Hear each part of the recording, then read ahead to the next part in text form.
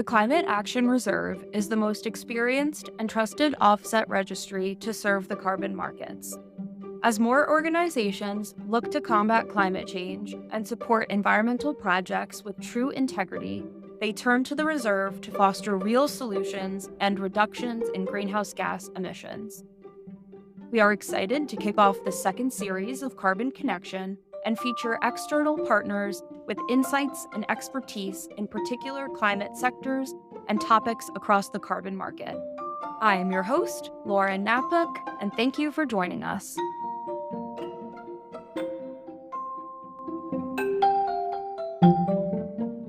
Hi, welcome to our next episode of Carbon Connection. Today is a special episode as we are speaking with two guests, John Remucal and Josiah Hunt, on the reserve's U.S. and Canada Biochar Protocol that is under development. John is our reserve in-house expert and director of nature-based solutions and is leading the Biochar Protocol development process.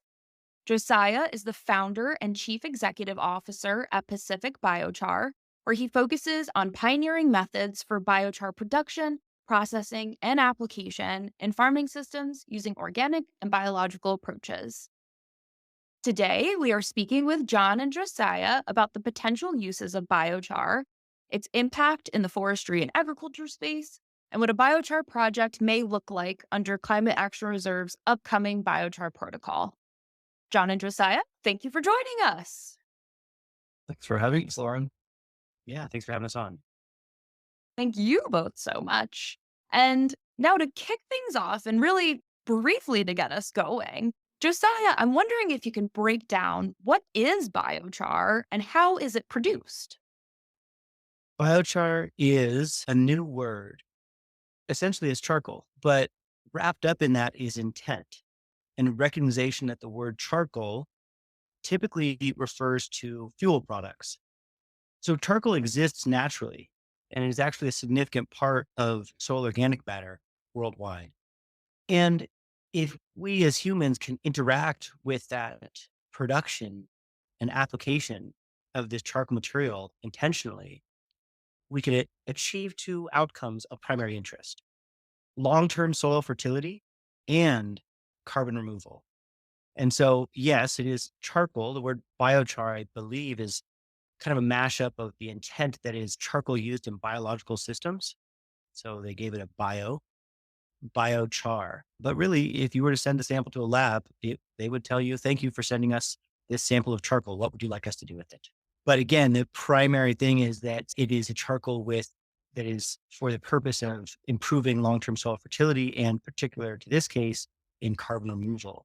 And it differs from the regular organic matter, wood chips, you could say, in that it is highly recalcitrant.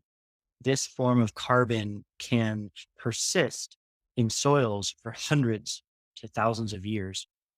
So the production of biochar is basically the utilization of waste organic matter. So particular to California, we have a dead standing biomass problem combined through the forest as well as orchard removal. So we can take these waste organic materials and transform them into charcoal in a process called pyrolysis, which is basically exposing them to a high temperature in an oxygen limited environment, in which case the carbon transforms irreversibly into charcoal. And what's really important is that the process of pyrolysis is net energy positive, meaning that we take this waste organic matter and in the process of transforming it into charcoal, we get two products, the charcoal material and energy. It releases energy that we can utilize as electrical energy or transform into other forms of energy. Thank you so much, Josiah. I really appreciate that response. And in that, you also touched on how biochar is addressing climate change and its role in sequestering carbon. So I'm wondering if you can touch a little bit more on what the biochar industry in the United States currently looks like. So the biochar industry, the word was, kind of coined and became a popular item of interest in the early 2000s. And really around 2008 to 10, it kind of started gaining some more attention as a climate change mitigation tool. And from that period, from 2008 till about 2020, the biochar industry existed with an intent to serve as a climate change mitigation tool. but without any resources to get financial reward for any climate change mitigation outcomes achieved. So the only access to capital was primarily through the soil improvement, through the ability of biochar to help improve cropping systems. That was the only way to get any meaningful financial reward. In that context, biochar industry was able to grow, but never beyond a pretty pathetic scale. And so the period between, 2008 and 2020 is marked with a lot of biochar companies trying, but many of them failing to grow or even to survive. And then around 2020, there was a profound change in which there were the nascent beginnings of a carbon removal market for biochar carbon credits. And since that point, which was a major inflection point in the industry, there has been dramatic growth. I think that the total biochar production in the US, I can comfortably say it's well below 100,000 tons, though the exact number is hard to get a precise metric on. But what is very clear is that it is growing profoundly fast now with the support from carbon credits. Fantastic. Thank you so much, Josiah. I really appreciate you laying the land of what the biochar industry looked like previously, as well as how it's been growing in the US and globally, as you've noted. And speaking of the biochar industry continuing to grow, Climate Action Reserve is very excitedly developing a biochar protocol for the United States and Canada. So I was hoping, John, for you to be able to tell us a little bit more about the biochar protocol and why it is being developed. Yeah, sure. Thanks, Lauren. So the biochar protocol that we're developing, as all of our offset protocols do, it recognizes climate benefits associated with a certain type of project activity. And in this instance, we're talking about the production and use of biochar. And really what we're talking about is a kind of a complete system, not just the production, not just the use, but also where the feedstocks, where the biomass is coming from. And those are all key components for what makes the whole system either climate beneficial or perhaps not climate beneficial. So you have to have everything falling in line to produce a climate benefit. So we are essentially defining with the protocol what make the project eligible and how you can quantify the climate benefits that are produced by a project. One thing I would note is that at the moment, we are only going to be recognizing the carbon sequestration benefits that are associated with biochar. We know there are a lot of other potential benefits that biochar can provide, though, depending on how it ends up being used. It can reduce methane emissions from compost production. It can lower nitrous oxide emissions from agricultural soils, some other benefits as well that it provides, but we're only looking at the carbon sequestration component for the time being. So the reason why we're developing the protocol overall is we know that biochar represents a highly persistent pool of carbon, and it's a carbon removal strategy that can be very readily deployed. It's been recognized by the IPCC and numerous studies looking at natural climate solutions as having really high potential in terms of how much it can contribute to reducing atmosphere concentration. Despite all these known benefits of biochar, including some of the ones that Josiah has touched on, as Josiah mentioned, the industry as a whole has really had a hard time getting off the ground and maintaining viability. So part of the reason why we are developing the protocol is to help provide that financial boost to the biochar industry to make it profitable and to, at the same time, provide the climate benefits that we really need to mitigate climate change going forward. Thank you so much, John. That's really helpful to understand why this is such a critical time right now for this protocol to come out to really support the market for biochar and ensure that carbon offset projects are being developed in this field as well. So, thank you for sharing that. And speaking of developing these carbon offset projects, who do we think is going to be using the biochar protocol and who will be purchasing the credits? Yeah, that's a really good question. It remains to be seen who we are likely to see developing carbon projects. I think in most cases, we're likely to see biochar producers submitting projects because as a producer, you have access to the information that's needed to report the project and all of the data that's required in terms of where the biomass is coming from, what the operating conditions are for the production of biochar, and then where the biochar is ending up once it is distributed. So someone who's modifying biomass energy facilities to capture biochar as part of the energy making process, that's one type of project that we're anticipating to see.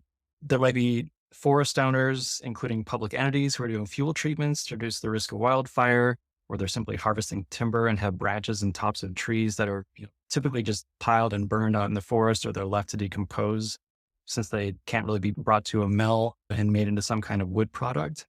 So rather than combusting that biomass or leaving it to decompose, they might opt to convert it into biochar using a mobile biochar unit that can be brought right out into the forest where the biomass is coming from, and they can sell the carbon credits to help defray their costs. Or they could sell their biomass to a centralized biochar production facility and again, get some sort of benefit while they are addressing a resource issue that they have.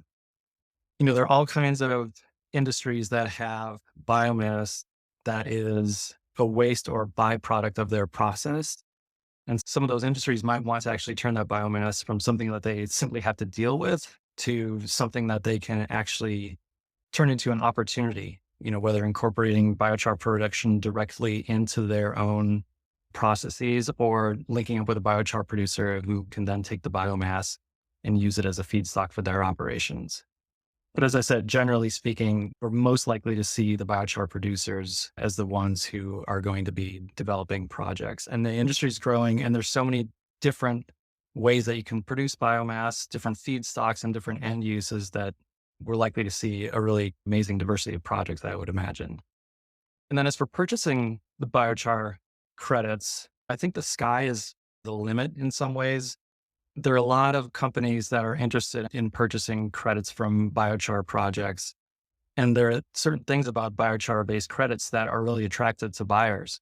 First, there's a really low risk that the carbon in the biochar is going to be released back into the atmosphere, at least in the near term. Projects have to demonstrate the persistence of the biochar and the carbon that's in it as a part of the laboratory analyses that are required under the protocol. So we have really good confidence that there's high quality biochar that's being produced and that it's going to remain permanently locked up, so to speak. So that's a really important quality that buyers are looking for these days. Second, biochar is a type of carbon removal, which is also something that credit buyers are really looking at these days, just as an important part of our collective climate change mitigation efforts. We all know we have to turn off the tap in terms of releasing more GHGs into the atmosphere. But not only do we have to turn off the tap, but we also have to open the drain to get some of the carbon dioxide out of the atmosphere as well. And biochar can really help us do that. And then the last thing is that biochar has a lot of co-benefits. And that's something that credit buyers really like, especially in the voluntary market. Josiah has touched on a few things. There are a lot of other co-benefits that seem to be discovered almost every day for biochar.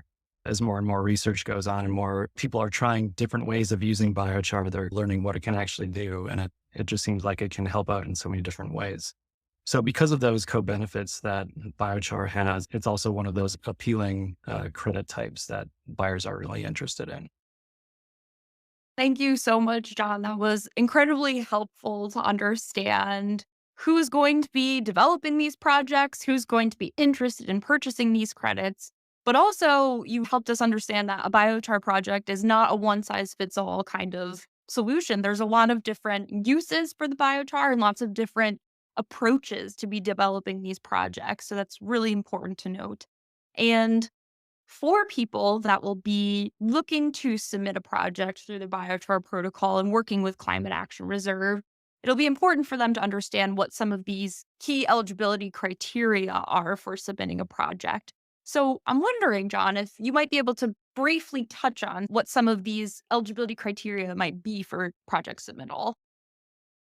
Sure. Yeah. There are a number of eligibility criteria. So I'll just touch on a few. Obviously, maybe the simplest one is just that, as the name of the protocol suggests, the projects have to be located in the US or Canada. That means all of the different phases, the acquisition of the feedstocks, the production of biochar, and the end use, all have to be in the United States or Canada. Two really key eligibility components, though, relate to what types of biomass sources or feedstocks can actually be used, and then the kinds of end uses that biochar is being applied to eventually. For both of those, we're maintaining eligibility lists that are kind of separate from the protocol so that we can more readily update those over time, especially because the industry is expanding. They're using biochar for different uses all the time. We want to be able to have the flexibility to review those uses, as well as review new feedstock sources to make sure that they fit within what we require under the protocol to make sure projects are additional and they're actually providing climate benefits. Maybe just generally on feedstocks, we are looking at waste and byproduct biomass that typically is burned or decomposes. We're also looking at purpose grown biomass as well. So you can think of crops that are grown, but what we're really doing at the beginning here with this protocol is just limiting it to a pretty narrow band of what can be eligible. And that is non-woody perennial species such as switchgrass, something that you can grow in the same field year after year. You're not having to do plowing and disruptions to the soil, that might otherwise come with having to reseed a field, and the harvesting can also be done with a relatively light touch. As far as end uses goes, there are a number of different end uses that biochar can be used in to assure the persistence of it over time.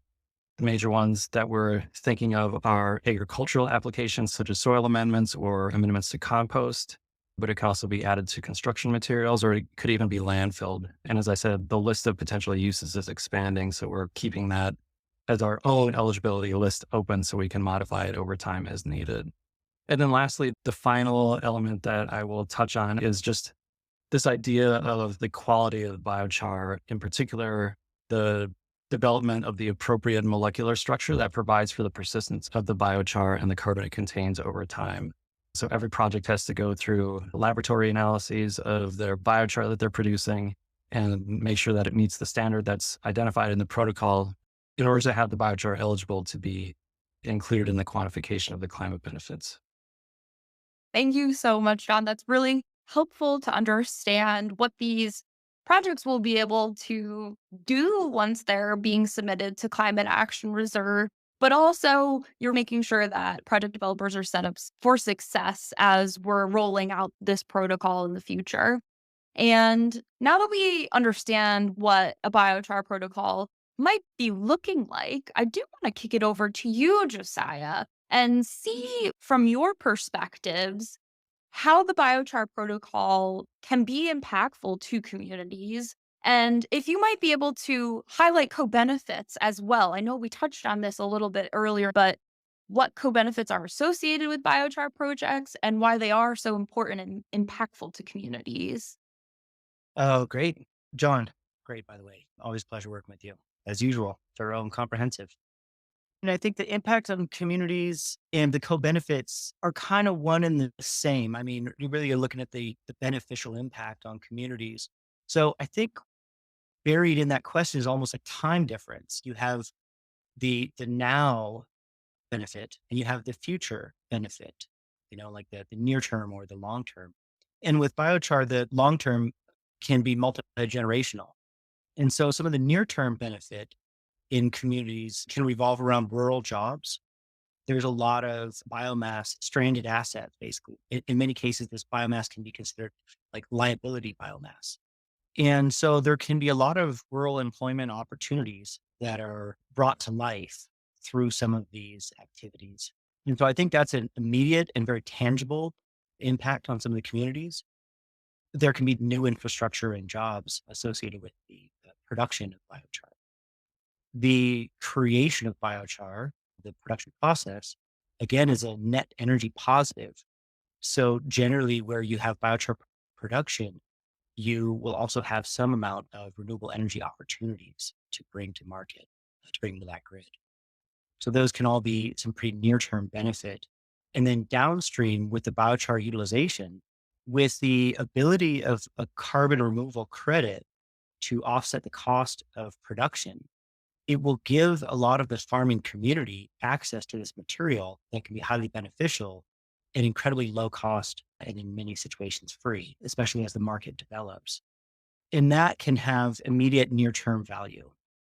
And then I'll go on from there because it's especially in that downstream that you can see this multitude of intergenerational co benefits. It's really interesting when you look at the biochar utilization as potential cascading pathways. John touched on it a bit earlier. Biochar can be utilized in composting systems to reduce odors and greenhouse gas emissions. And that is incredibly tangible when you have, for instance, large resources like dairy manure throughout California. And then also there's a lot of stepped up on the state level in California and throughout the US in many places. They're really increasing the attention and programs to have landfill diversion of organic wastes, such as food scraps. And hey, a lot of this stuff is going into composting. And the compost yards are fantastic, but they can also be kind of smelly. And there is some amount of greenhouse gas emissions associated. Now, reduced as compared to if those materials are put in the landfill, but still not nothing. And so biochar utilization in composting systems can have a very tangible and near-term impact in reducing odors and emissions that can benefit the local communities. And then that does not degrade the quality of biochar. It actually can improve the quality of biochar by somewhat charging it with nutrients and coating the surface with microorganisms. And then this compost and biochar material, when going out to farmland, can have immediate positive impact on crop yield and water conservation and nutrient conservation. And then there, we'll finally step up into the intergenerational stuff. But this is part of what gets me super excited. This is part of what drew me into the whole biochar thing in the first place, is that not only does this help solve a very present, a very urgent and important problem, but when all this is said and done, we are leaving a legacy of soil fertility that can last for generations upon generations. People who have practically no relation to us today, 10 generations from now, will still be benefiting from some of these applications of biochar, especially done when done wisely in farmland applications. And so that can have lasting multi-generational impact. Again, when we're talking about near-term cropping, we call it water conservation or nutrient conservation. When we're looking at long-term, the words food security and drought resilience, I think, are more applicable. And that to me is just kind of this really profound impact that it's hard to even put a number on. And we're not really going to get there unless we can pay for it. And right now, carbon removal credits are really how we're going to pay for it. Absolutely. That is so critical because it's not just the carbon emissions and reducing that we're looking at here. It's all of these other fantastic pieces that you're touching on, Josiah. So thank you. So now that we understand the co-benefits associated with biochar projects a little bit more in this evolving and growing space, I'm wondering, Josiah, if you might be able to share what barriers must be overcome to scale this investment into the biochar industry and to ensure that biochar is presenting these long-term benefits that we want to see. With any nascent industry, volatility can be your enemy. And so stability and clarity in forecasting, they are super important. I think the Climate Action Reserve Biochar Protocol is doing an exemplary job of being incredibly thorough and comprehensive as to help reduce any lack of clarity that could cause problems down the road. So I think that's a really good step in the right direction. So that's, stability, clarity in forecasting demand. It's really important. As John was mentioning, we need to, and that's a great analogy, by the way, John, I was loving that. We need to close that faucet up and reduce emissions. And we also need to start opening the drain and start removing carbon dioxide from the atmosphere. And we need to do more of it all across the board. It's just so much more all across the board. I mean, we've been kicking the can as a society. I say we, like the global society. We had many great opportunities for action. And although there has been collectively many, many actions taken in the right direction, it is, I think this is not a controversial statement, wholly insufficient to date. And so we need to really step it up across the board. And right now it's hard. I know that a lot of potential buyers and folks that would be on the other side who would be buying a carbon removal credit, they're looking at some of the same problems we are. They're looking at volatility and lack of clarity in some situations. And many are delaying actions because they're awaiting some later moment. And I understand, and I also feel that there is a certain urgency to the moment that requires more action. It'd be really great just to see an increase in demand for climate services offered. Other than that, it's just all the classic stuff. Financial barriers. It'd be great if some folks could step in to help provide financial services to solve the gaps between the future and the present. Oftentimes, it's quite clear that there's growing demand for the future, but we might not have dollars in the present. We could have dollars presently to help us grow towards that future, right? Financial instruments, financial assistance, things of that nature, permitting can really, it's super important. We don't want to just say, oh, the heck with permitting, but I think we need to be very real about when permitting has potential to cause delays that are antagonistic to the intent of the permit in the first place. And so that's a very, very wide world.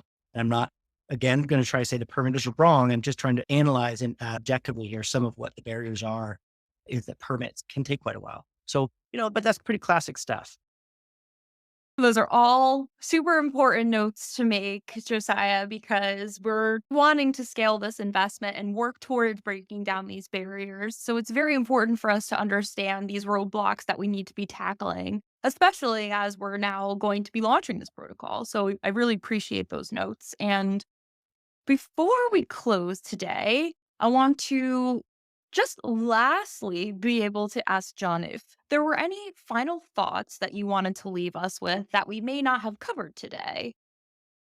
Yeah, what I would say is I think it's an incredibly interesting space to be working in because of the potential that biochar has to help mitigate climate change, but also just because of what biochar can do generally and how much excitement there is around biochar. It seems like anyone who starts to learn about biochar, and Josiah, I know you understand this pretty well because you've been working in the space for a really long time, but anyone who starts to really get a sense of what biochar can do, how useful it can be, how beneficial it can really be, really gets excited about it. And I think you saw that a little bit in our NECW conference in the spring. There was a lot of buzz around biochar, and the booth with the US Biochar Initiative was by far the most popular exhibit booth at the conference. There were people lined up to talk to the folks that were at that booth. So yeah, it's a really interesting space. And I'm really hopeful that carbon markets can help kind of push biochar, the industry, into more prominence and greater success over time. So we'll see if we can get there, but that's the hope. That was such a wonderful note to leave with us, especially as we are very excited about this protocol coming out with the reserve. And Josiah and John, I just want to thank you so much for your time today and introducing us to the world of biochar and getting us ready for some carbon projects. Well, thank you all so much. It's been a pleasure. Yeah, thanks, Laura. Thanks, Josiah.